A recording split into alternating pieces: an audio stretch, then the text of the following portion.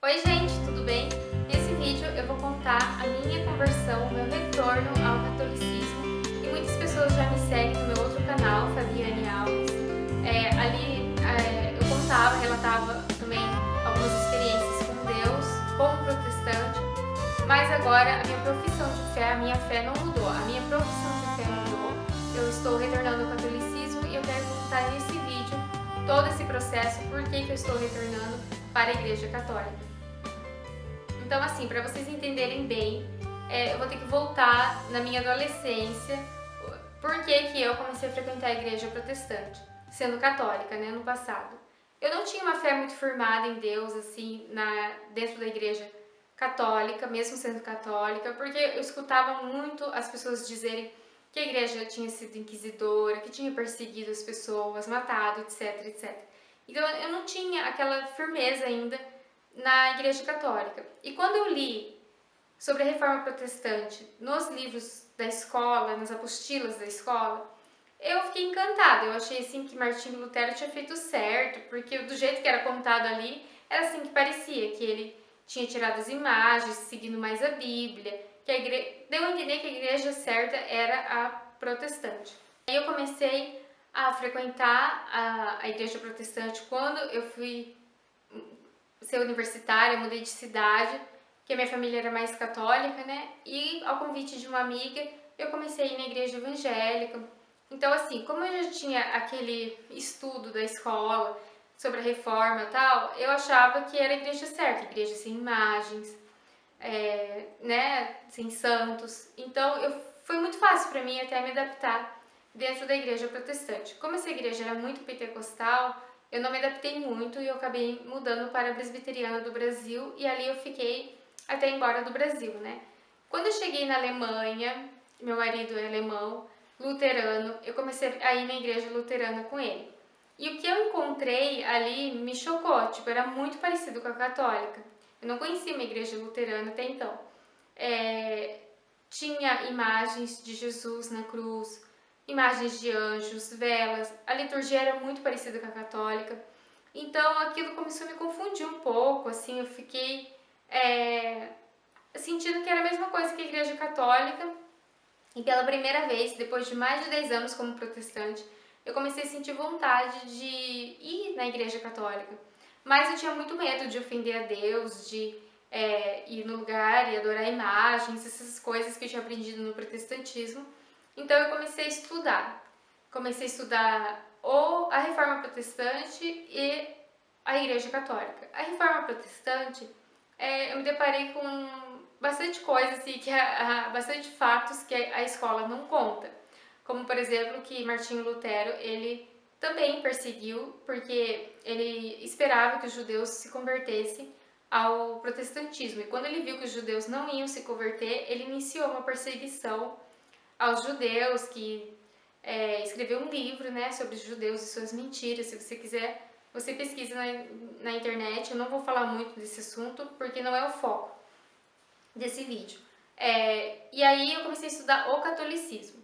E no catolicismo, eu me deparei com algo que eu nunca tinha ouvido falar na vida, que era a patrística, os livros ali dos pais da igreja, que abrange desde das epístolas do apóstolo Paulo até o século VIII.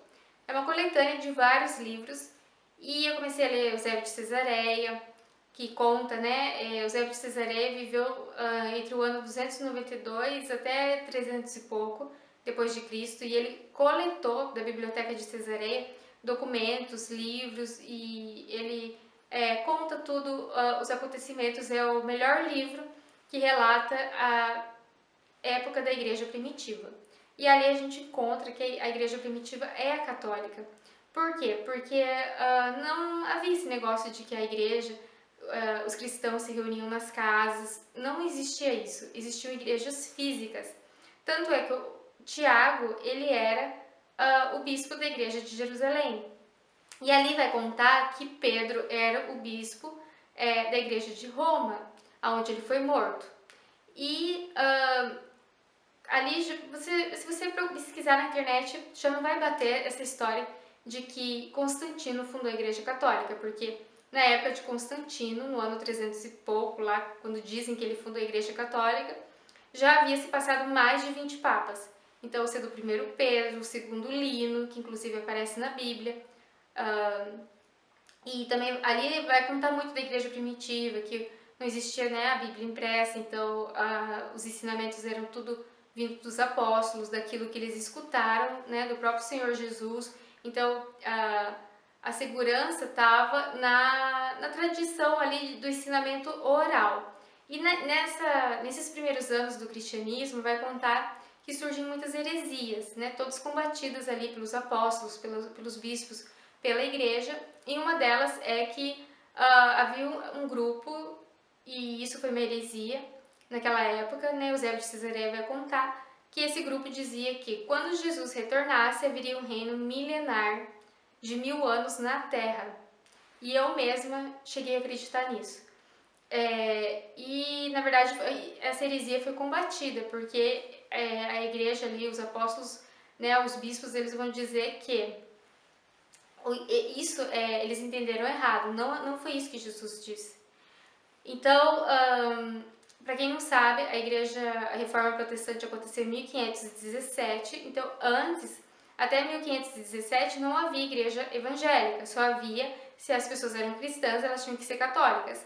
Depois de 1517, com a Reforma Protestante, Martim Lutero vai abrir o espaço, né, para que se abram outras igrejas também, e cada uma abre de acordo com seus interesses, e então as igrejas evangélicas surgem. Mas o que eu percebi? Que a igreja que eu conheci no Brasil, do protestantismo, está muito distante daquilo que Lutero fez, porque a igreja luterana ela é bem parecida com a católica, então assim, eu não sei que liturgia, o que é isso, né, que tem no Brasil hoje. Não estou contra a igreja protestante, eu fui muito feliz sendo protestante, eu acho que era o meu tempo ali mesmo, fez parte do meu processo de jornada espiritual, mas hoje eu me deparei com outra realidade e eu estou disposta a seguir adiante, porque eu descobri uma verdade e eu não vou ignorar isso.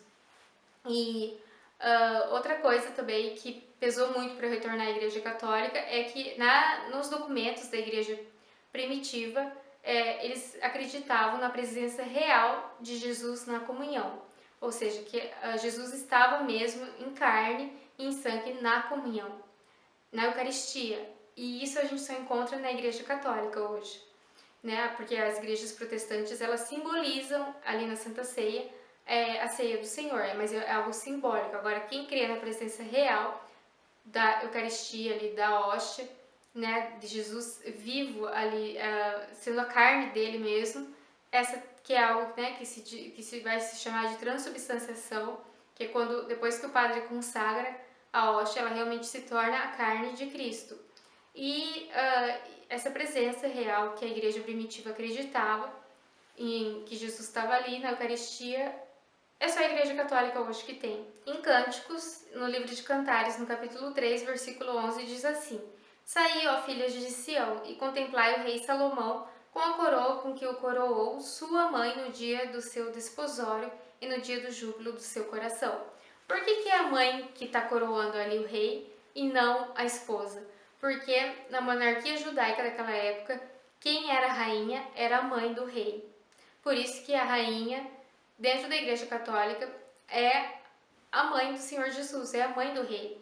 E também a ascensão de Maria, que é uma crença, um dogma da Igreja Católica, é algo que a própria Igreja Luterana crê. Ela crê também que Maria ascendeu ao céu. Então, como eu disse, as semelhanças eram muitas, e aquilo que eu conheci de reforma protestante, do protestantismo, eu já sabia, não era leiga, eu sabia que cada igreja era diferente da outra, se contradiziam, as denominações elas tinham diferenças, elas não havia uma unidade, porém realmente estar no berço do luteranismo aqui na Alemanha realmente me chocou, porque me aproximou, na verdade, né? Me levou de volta à igreja onde os meus pais me criaram. Então eu fui tendo essa compreensão, outra compreensão do papado. Em Mateus 16 diz assim, né? Que Pedro responde: Tu és o Cristo, filho do Deus vivo. Então Jesus lhe afirmou: Bem-aventurado é Simão Barjonas, porque não foi carne e sangue que te revelaram, mas meu Pai que estás nos céus. Também eu te digo que tu és Pedro, e sobre esta pedra edificarei a minha igreja, e as portas do inferno não prevalecerão contra ela. Dar-te-ei as chaves do reino dos céus. O que ligares na terra terá sido ligado nos céus, e o que desligares na terra terá sido desligado nos céus. E aí, gente, existe um livro de um ex-protestante evangélico, né, professor de Bíblia. Ele examinou as escrituras dos 5 primeiros séculos e ele escreveu um livro que eu não sei se existe a versão em português, mas o nome do livro é esse: Upon this Rock, St. Peter and the Primacy of Rome in Scripture and the Early Church. Nesse livro ele vai dizer que na monarquia judaica havia uma pessoa encarregada do reino, na ausência do rei. E essa pessoa literalmente usava, né, assim, não era sentido figurado, realmente ela usava uma chave em volta do pescoço. E na ausência do rei, ela era encarregada. A Igreja Católica é uma igreja de 2000 anos, então, assim, eu também tive influência de outros autores que eram ex-protestantes, como Scott Hahn. Ele vai contar, né, a conversão dele no livro Todos os Caminhos Levam a Roma, que eu li, e também outro que é o Banquete do Cordeiro, que ele relata que ele foi na igreja, na missa, numa igreja católica, e ele percebeu que ali a missa era o banquete do Cordeiro, né, quando o padre mostra a Eucaristia e faz a consagração e tal, que todo aquele ritual da missa era na verdade o Apocalipse, era a união do céu e da terra e uma celebração mesmo das bodas do Cordeiro. Então, esses foram alguns autores que me influenciaram, muitos testemunhos também me influenciaram. Eu não achava que as pessoas mudavam do protestantismo para o catolicismo, mas enfim, né? Tem muitos e muitos relatos hoje e também me foram me direcionando, né? E assim, eu tentei lutar contra porque o meu marido, ele é luterano, então, tipo, eu tava muito confortável como protestante, porque ele era luterano, eu também era protestante, então era igual, mas, na verdade, as coisas mudaram, né? Não é mais... através do estudo, eu me deparei com outra realidade e, na verdade, o que me conduziu mesmo foi esse choque, né?